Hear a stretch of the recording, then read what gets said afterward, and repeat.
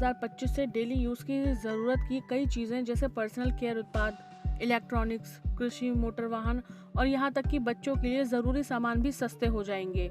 दूध, दही, पनीर और घी पर भी जीएसटी कम हो रहा है। लेकिन क्या दिवाली से पहले काजू, बादाम और पिस्ता सस्ता होगा? ये जानने से पहले अगर अभी तक आपने हमारे चैनल जागरण बिजनेस को सब्सक्राइब नहीं किया है तो जरूर कर लें, क्योंकि यहाँ हम आपको बिजनेस और फाइनेंस से जुड़ी हर दिन की खबरों से रूबरू कराते हैं। केंद्र सरकार ने दिवाली से पहले आम जनता को बड़ा तोहफा दिया है। 22 सितंबर से जीएसटी की नई दरें लागू होंगी। न्यू जीएसटी रेट के तहत अब डेली यूज की जाने वाली सभी चीजें सस्ती हो जाएंगी। खाने पीने से लेकर शैम्पू और घरेलू उपकरणों तक सब कुछ सस्ता हो रहा है। दूध, दही, पनीर और घी से लेकर बहुत सी चीजें सस्ती हो जाएंगी।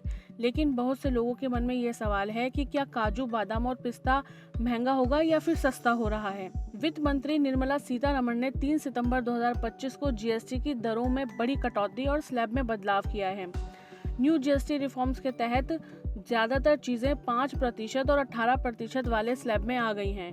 कई तरह की खाने पीने की चीजों पर अब 0% जीएसटी लगेगा और यहाँ तक कि जीवन और स्वास्थ्य बीमा पर भी कोई कर नहीं लगेगा। सरकार ने लगभग 400 वस्तुओं पर जीएसटी दरों में कटौती की है। अल्ट्रा हाई टेम्परेचर दूध अब जीएसटी फ्री है, जबकि मक्खन, पनीर और कंडेंस्ड मिल्क पर 5% जीएसटी लगेगा।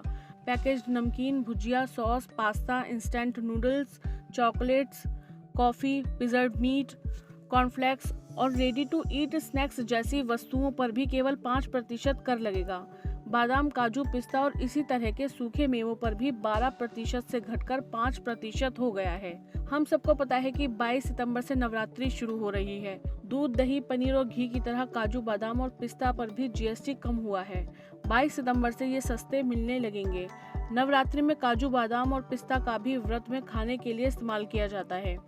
22 सितंबर से काजू, बादाम और पिस्ता सस्ता हो रहा है।